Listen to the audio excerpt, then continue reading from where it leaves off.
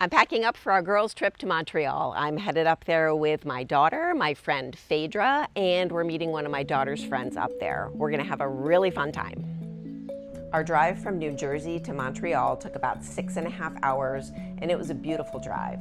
When we arrived, we stayed in a great Airbnb property. It was a perfect location, 2 minutes from the metro station, and a 10-minute walk to Old Town Montreal, which is where we started our sightseeing.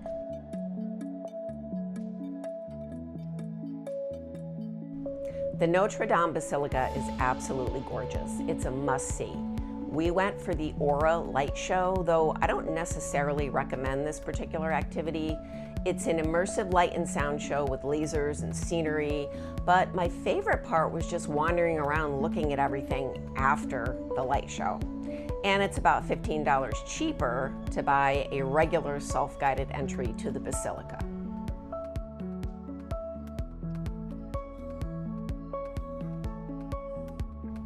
You will definitely want to walk along Rue St. Paul in Old Town Montreal. This is the main drag. It's got a lively vibe, plenty of shops, restaurants, music, and bars.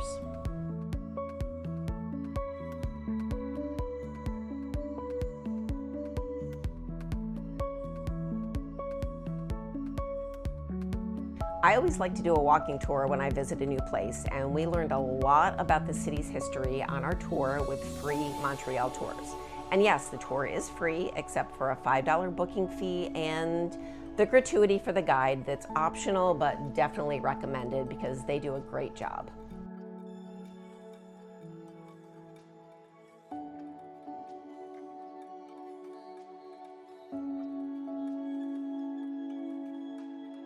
We did some shopping in the Mile End neighborhood. I love paper and stationery, so I really enjoyed Au Papier Japonaise. Please excuse my pronunciation.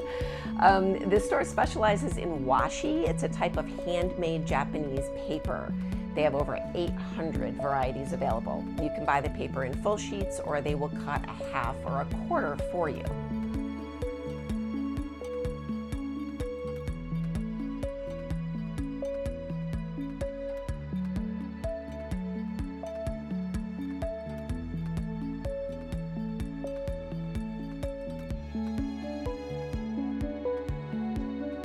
We walked down Boulevard Saint Laurent and stumbled upon Joie de Livre, which is an adorable, bustling bookstore cafe.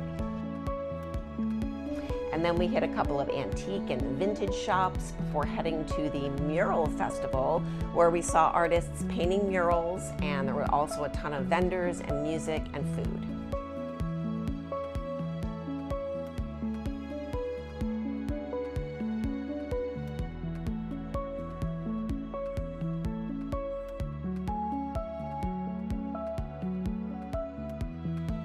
We made our way down to the Plateau neighborhood, and of course, I had to visit a yarn store.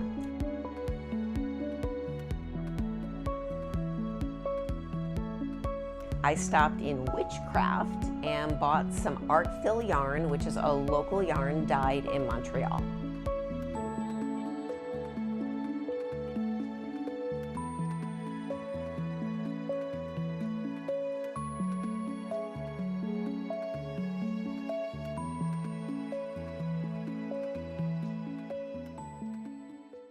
Montreal is one of the best food cities I've ever visited. We did a great food tour in the Mile End neighborhood with local food tours. I had heard that Montreal bagels rival New York, New Jersey bagels, and I just have to say that they are better, I have to admit. The Montreal bagels, they brush a little honey on the outside before baking them, so they're a little sweet, and they're also a bit thinner and crispier. We also tried cotto pita, smoked meat, poutine, gnocchi, and ice cream. All delicious, but my favorite bite of the day was definitely the bagel. Moving on to restaurants, we had some fantastic dining experiences.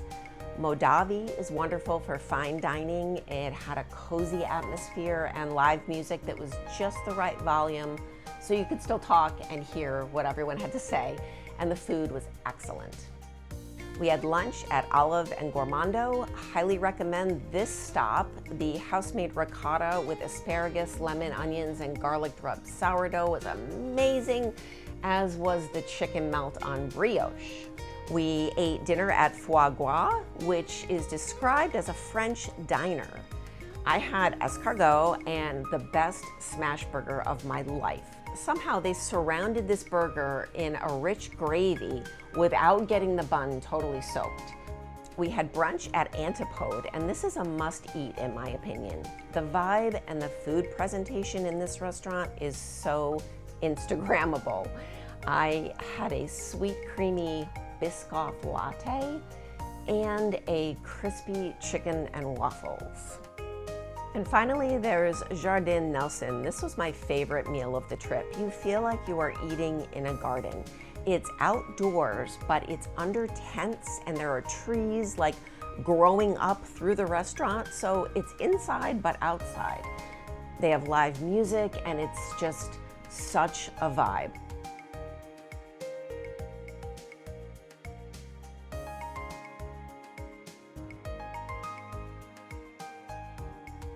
We shared a tasty charcuterie board, and I got smoked meat poutine that was incredible, and the dessert was next level. This maple ice cream was creamy and so flavorful. I just want to pop in here quick and talk about the markets in Montreal. There are 3 major markets that most visitors will consider. There's Bon Secours, Atwater, and Jean Talon, and we had a lot of debate over which of these we wanted to go to. We really wanted to go to Jean Talon. We've heard that that was the best, but it didn't work out with our schedule. So we visited Bon Secours, and I have to say, it wasn't the vibe that we were looking for. It didn't give me the feel of Faneuil Hall or Reading Terminal, which is what we really wanted. So I just wanted to give you that tip. If you're also looking for like a fresh food market type of experience, Bon Secours is not the one that you want to choose. Okay, let's talk about my favorite experiences. First was this swan pedal boat excursion on the Lachine Canal. Now, my daughter wanted to do this, and I thought it was gonna be pretty cheesy and touristy, and it is, but it was really fun. The canal first opened in 1825 to allow cargo ships to bypass dangerous rapids on the St. Lawrence River. It was closed to commercial transport in 1970 and transformed into a National Historic Site. I really loved being on the water, and I found this activity relaxing, and with the sun starting to set, everything felt golden. Next was visiting the Bonjour Montreal sign. Now this is a bit off the beaten path. You have to know where to look for it. It's at Grand Quay at the Old Port, right near the Montreal Tower. Now, after so much walking, I was really not excited to go out of our way to get to this sign, but I'm really glad we did because it's a fun photo op and the views of the city from the port are pretty great. Now we are up to my 2 favorite experiences of the trip, Montreal's Botanical Gardens and the Cold Room Speakeasy. I'm putting the Botanical Gardens in the surprises category because it was raining that day and I thought it might be kind of miserable, but it turned out to be absolutely magical. Most of the time it was just a light rain or a drizzle, so we were fine with raincoats and umbrellas. The misty paths and the glistening leaves, the lush greenery and that fresh earthy scent just made everything feel a little extra enchanting.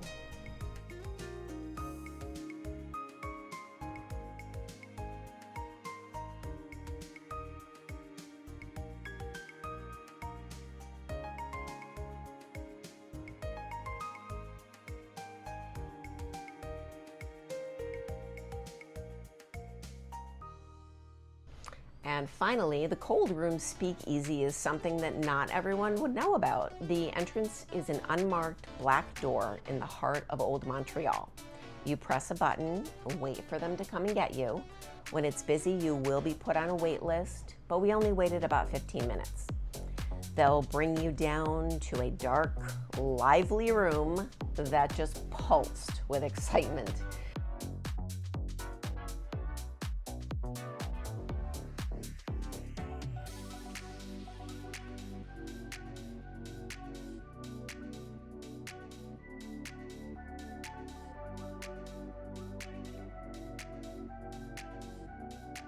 The cocktails are top notch. I had this cloak and dagger, delicious. And we talked to some people at the next table and we had lots of laughs trying to get photos. It was a great time.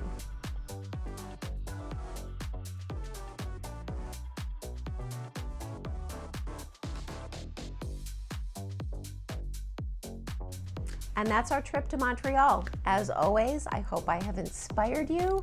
Thank you so much for watching. I'll see you next week.